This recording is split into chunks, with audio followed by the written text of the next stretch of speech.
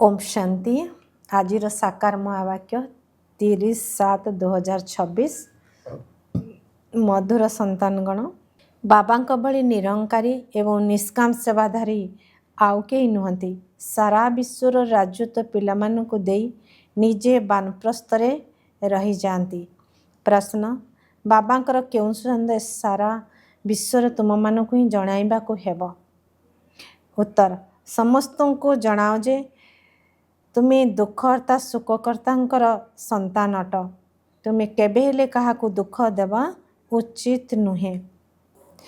प्रश्न, बाबांकर केउं संदेश सारा विश्व तुम मानकु ही जणाइबाकु हेबो?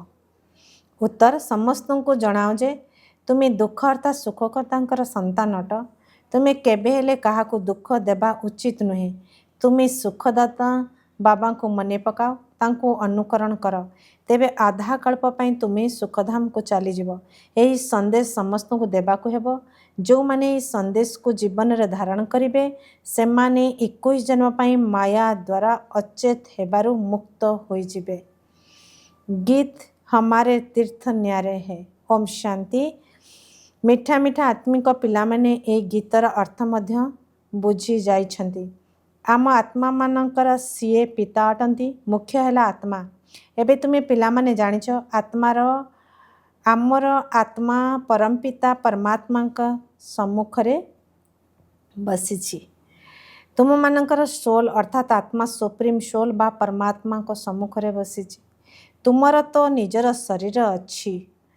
एहांकर हेला लोन बा उद्धार नैथिबा शरीर। गुरु माने लोक मानकु तीर्थ यात्रा करिया पई नै जाई थांती। भक्ति मार्ग रे अनेक गुरु अछंती। भारत रे स्त्री निजर पति को मध्य गुरु ईश्वर मने करी थांती। बाबा पिला मानकु बुझाचंती, तुमे माने संतान अटना।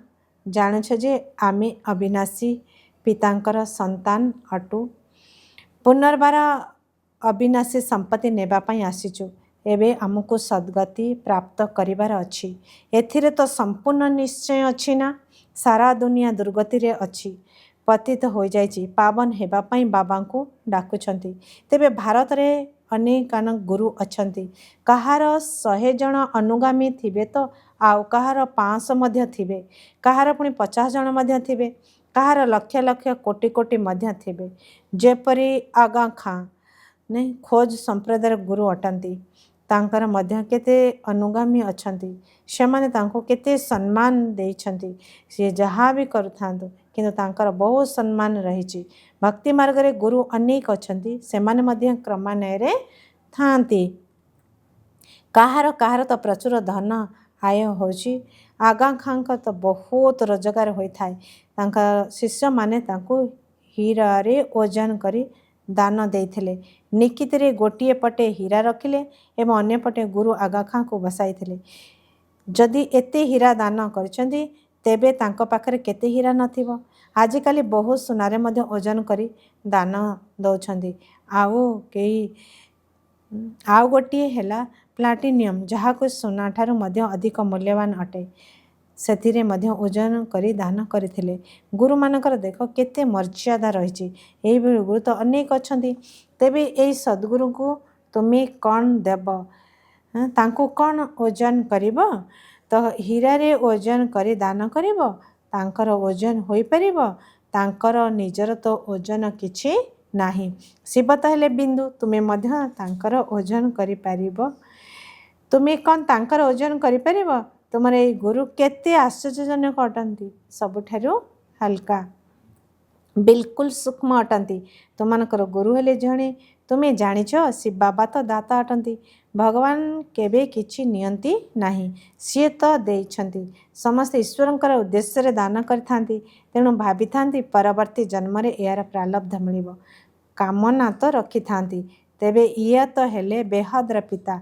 यहाँ कबड़ी निष्काम सेवा कहीं करि परिबे नाही। निष्काम सेवा मध्य किपरि अटे? पिला मानकु विश्वर सुखधामर मालिक करछंती। बाबा को निजे विश्वर मालिक होछंती कि? तांको सुखर सागर, शांतिर सागर, पवित्रतार सागर कुआ जाए। पिला मानकु प्रत्येक कथा भल भाबरे बुझाई ଦିଆଯାଉଛି। ଏକମାତ୍ର ବାବାଙ୍କଠାରୁ ତୁମର ଜୀବନ ମୁକ୍ତି ମିଳୁଛି। ବାବାଙ୍କଠାରୁ ସ୍ୱର୍ଗର ସମ୍ପତ୍ତି ମିଳୁଛି। ନିଶ୍ଚୟ କଲ। ବାସ୍ କେବଳ ବାବା ଏବଂ ସମ୍ପତ୍ତିକୁ ମନେ ପକାଇବାର ଅଛି। ବାବାଙ୍କୁ କୁହାଯାଉଛି ଜ୍ଞାନର ସାଗର। ସାରା ସାଗରକୁ ସାହି ଅର୍ଥାତ୍ କାଳି କରିଦିଅ। ସାରା ଜଙ୍ଗଲକୁ କଲମ କରିଦିଅ। ତେବେ ମଧ୍ୟ ତାଙ୍କର ମହିମା ଶେଷ ହେବ ନାହିଁ। ଯଦି ତୁମେ ଆରମ୍ଭରୁ ସବୁ ଜ୍ଞାନ ଲେଖି ବସିବ ତେବେ ତୁମର ଅନେକ ପୁସ୍ତକ ହୋଇଯିବ। ଏହି ଜ୍ଞାନ ବହୁତ ମୂଲ୍ୟବାନ ଅଟେ ଯାହାକୁ ଧାରଣ କରିବାକୁ ହେବ। ତୁମେ ଜାଣିଛ ଏହି ଜ୍ଞାନ ପରମ୍ପରାରୁ ତ ଚାଲି ନଥାଏ। ଏବେ ତୁମକୁ ସମସ୍ତ ଜ୍ଞାନର ସାରମର୍ମ ମିଳୁଛି। ବାବା ଆସି ପିଲାମାନଙ୍କୁ ନିଜର ପରିଚୟ ଦେଉଛନ୍ତି ଯେତିକି ଯଥେଷ୍ଟ ଅଟେ। ବାବାଙ୍କର ପରିଚୟ ପାଇବା କାରଣରୁ ରଚୟିତାକୁ ଜାଣିବା ଦ୍ୱାରା ରଚନା ମଧ୍ୟ ଜ୍ଞାନ ଜାଣିଯାଇଛି। ବୁଦ୍ଧି କହୁଛି ଯେଉଁମାନେ ସତ୍ୟ ଯୁଗରେ ଜନ୍ମ ନେଉଥିବେ ସେମାନେ ପୁନର୍ଜନ୍ମ ମଧ୍ୟ ଅଧିକ ହେବ। ସୃଷ୍ଟି ଚକ୍ରରେ ଯେଉଁମାନେ ପ୍ରଥମ ଆସିଥିବେ ସେହିମାନେ ଆସିବେ। ଏହି ଚକ୍ରକୁ ମଧ୍ୟ ଭଲ ଭାବରେ ବୁଝିବାକୁ ହେବ। ସୃଷ୍ଟି ଚକ୍ରରେ ଯେଉଁମାନେ ପ୍ରଥମ ଆସିଥିବେ ସେହିମାନେ ଆସିବେ। ଏହି ଚକ୍ରକୁ ମଧ୍ୟ ଭଲ ଭାବରେ ବୁଝିବାକୁ ହେବ। ଗୀତରେ ଶୁଣିଲ ଆମର ତୀର୍ଥ ସବୁଠାରୁ ଅଲଗା। ଶାରୀରିକ ତୀର୍ଥଯାତ୍ରା ଆଦି ତ ଜନ୍ମ ଜନ୍ମାନ୍ତର କରି ଆସିଛ। ଏହା କେବଳ ତୁମର ଗୋଟିଏ ଜନ୍ମର ଯାତ୍ରା ଅଟେ। ଏହି ଆତ୍ମିକ ଯାତ୍ରାରେ ଟିକିଏ ହେଲେ କୌଣସି କଷ୍ଟ ନାହିଁ। ଜ୍ଞାନଦାତା ଏକମାତ୍ର ସଦ୍ଗୁରୁ ଅଟନ୍ତି। ସଦ୍ଗତି ଦାତା କାହାର ହୋଇ ନଥାଏ। ସିଏ ହେଉଛନ୍ତି ସର୍ବଶ୍ରେଷ୍ଠ ଜ୍ଞାନର ସାଗର। ତାଙ୍କ ଦ୍ୱାରା ସମସ୍ତଙ୍କର ସଦ୍ଗତି ହୋଇଯାଉଛି। ତେଣୁ ଆଉ କ'ଣ ଦରକାର? ପାଞ୍ଚ ତତ୍ତ୍ୱ ଗୁଡ଼ିକ ମଧ୍ୟ ଶତପ୍ରଧାନ ହୋଇଯାଉଛନ୍ତି। ଏଠାରେ ସମସ୍ତେ ତମପ୍ରଧାନ ହେବା କାରଣରୁ ବାୟୁ ଆଦି ତତ୍ତ୍ୱ ଗୁଡ଼ିକ ମଧ୍ୟ ସେହିଭଳି ତମପ୍ରଧାନ ହୋଇଯାଇଛି। କେତେ ଭୂମିକମ୍ପ ଆଦି ହେଉଛି। ସତ୍ୟଯୁଗରେ ତ ଦୁଃଖ ଦେବା ଭଳି କୌଣସି ଜିନିଷ ନଥିବ। ବାବା ତ ଦୁଃଖ ଅର୍ଥାତ୍ ସୁଖକର୍ତ୍ତା ଅଟନ୍ତି। ତ ତୁମେମାନେ ତାଙ୍କର ସନ୍ତାନ ଅଟ। ତେଣୁ ତୁମକୁ କାହାକୁ ବି ଦୁଃଖ ଦେବାର ନାହିଁ।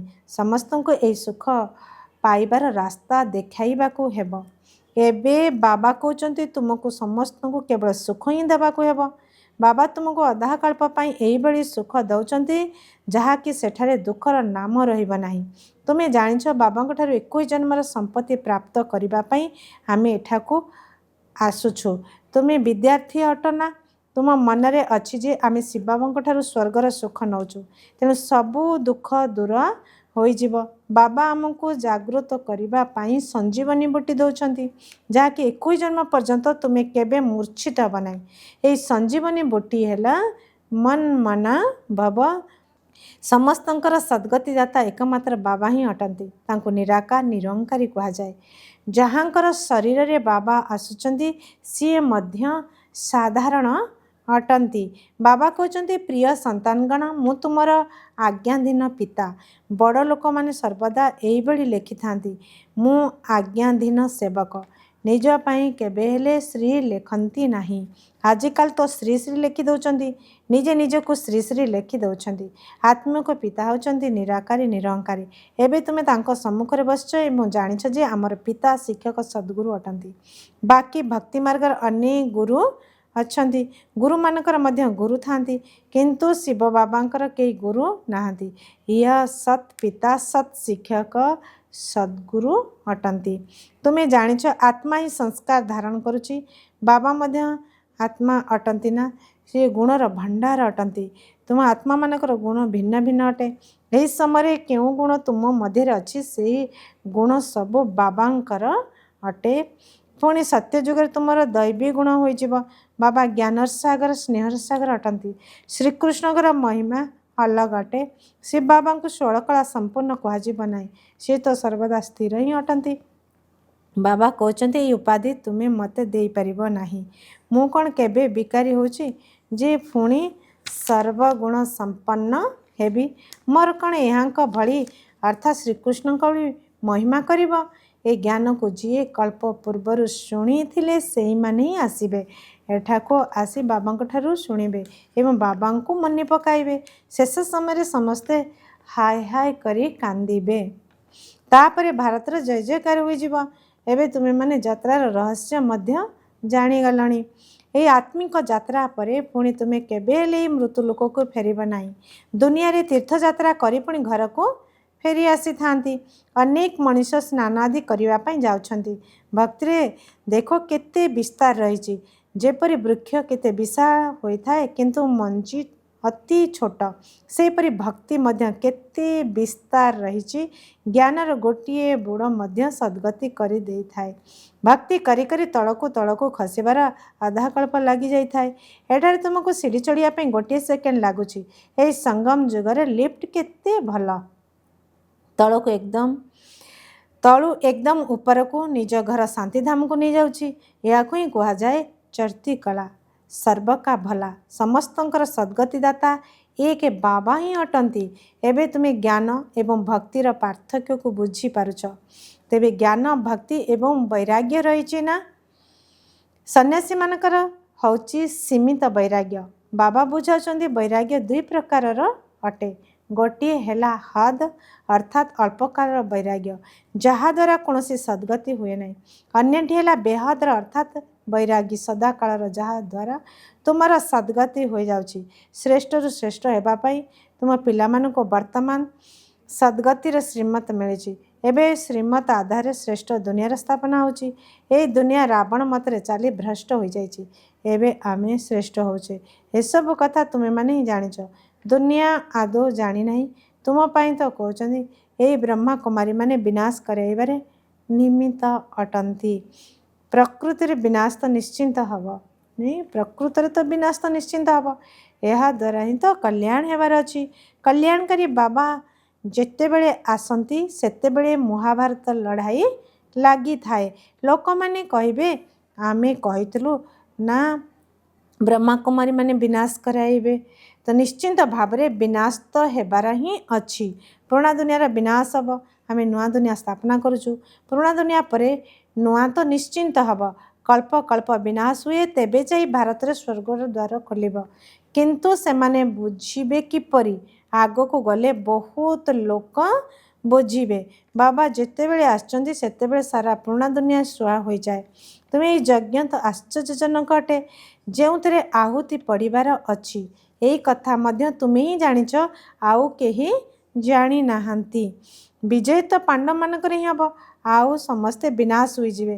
केवल तुम्हें पांडव माने ही रोच एवं नुआ दुनिया रे राज्य करुच। ये ज्ञान बड़ा आश्चर्यजनक अटे। समस्तंकर दुखहर्ता सुखकर्ता सद्गतिदाता एकमात्र बाबा अटंती। केते मीठा एवं केते प्रिय पिता अटंती। तुम्हें कही आसीच मीठा बाबा आपण जेतेबेले आसीबे तेबे मु आपण को ऊपर समर्पण होइजिबी। मोर तो एका आपण आउ के नुहंती। यार अर्थ नुहे जे घर द्वार छाड़ी एठारे आसी बसीजीव ना। तुम्हें गृहस्थ व्यवहार ही रुह 7 दिनर कोर्स अथवा शिक्षा नहीं जोठारे थाओ मनमना भाव बाबा को मन पकड़ाक हेब एवं संपत्ति नेबाकू हेब। बास केवल जोगर जात्रे रहिबाकू हेब। एहा द्वारा ही बेड़ा बा नौका पारी हेब। एक कथा मध्य तुम्हें जानिच पवित्र रहिबाकू हेब। छी छी अशुद्ध भोजन खाइबार नाही। मूल्य तो मिल जाउची समय एमिति आसीबो जाकि मूल्य मध्य मिलिबो नाही। अनेक दुर्विपाक मध्य आसीबो जदि गंडगोल आदि होइजिबो तेबे मूल्य मिल पारिबो नाही। तुम्हें आखि द्वारा जहा किछि देखुच ताहा सब विनाश होइजिबो सबु भस्म होइजिबो। प्रलय तो केबे हुए नाही। दुनिया तो गोटिए अटे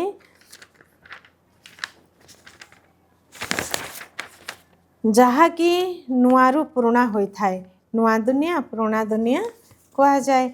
एबे तो कहाजिबो एहा पुराणा दुनिया आ अल्प समय रही। सेमाने कहउचंती कल्पर आयुष लक्ष लक्ष वर्ष। कलिजुग पाई कहउचंती आहुरी 40,000 वर्ष बाकी अछि। वास्तव में 5,000 वर्षर यही चक्र अटे।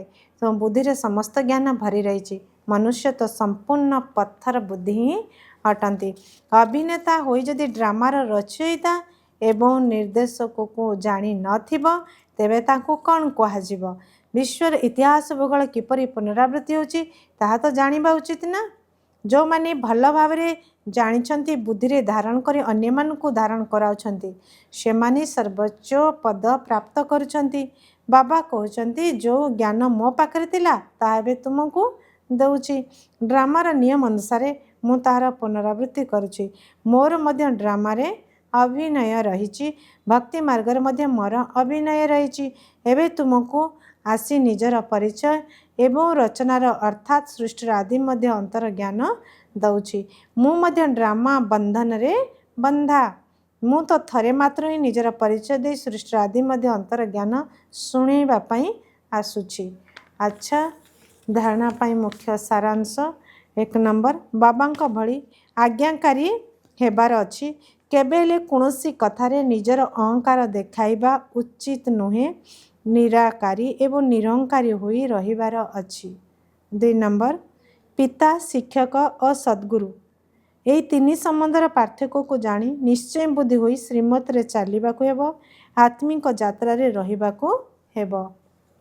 वरदान पुरुषार्थ शब्द को यथार्थ भाव में व्यवहार करी सर्वदा आगो को बढ़ुवा श्रेष्ठ पुरुषार्थी भाव केबे केबे पुरुषार्थ शब्द मध्य माया ठारू हारिबारे बा असफलतार प्राप्त हेबारे बहुत भल ढाल पालटि जाई थाए।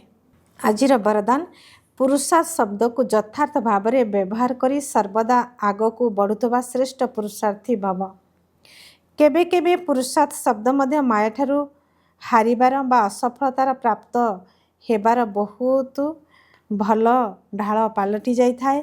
जेतेबेले कौनसी भूल हो जाउछि सेतेबेले कहि दउचंदी मु तो एबे पुरुषार्थी अटे किंतु यथार्थ पुरुषार्थी केबे भी पराजित होई परिबा नाही काहेकि ना पुरुषार्थ शब्दर यथार्थ अर्थ है निजको पुरुष अर्थात आत्मा मने करी चलिबा यही भली आत्मिक स्थिति रे रोहुतबा पुरुषार्थी माने तो सर्वदा लक्ष्य स्थल को सम्मुख रे रखी आग को बढ़ी थांती से माने केबे हेले अटकी जानती नहीं किंबा उमंग उत्साह को छाड़ती नहीं। स्लोगान सर्वदा मास्टर सर्वशक्तिमान रो स्मृति रे रुह यही स्मृति ही माल्यक पणियार स्मरण कराई देई थाए। अव्यक्त इशारा ज्वाला स्वरूप स्थिति रे रही शक्तिशाली जुगर अनुभव कर कौनसी भी कार्य करने समय बा कथबार्ता करने समय मझे मझे संकल्पर ट्राफिक को बंद कर गोटे मिनिट पाई मध्य मनर संकल्प गुड़िक को चाहे शरीर द्वारा चलुवा कर्म को मझिरू अटकाई मध्य यही अभ्यास कर तेबे जाए बिंदु स्वरूप शक्तिशाली स्थिति रे स्थित हो पारिबो जेपरि अव्यक्त स्थिति रे रही कार्य करने सरल हो चली सेहीपरि यही बिंदु स्वरूपर स्थित हो सहज हो जाओ तेबे यह ही होची जोगर ज्वाला स्वरूप स्थिति। अच्छा ओम शांति।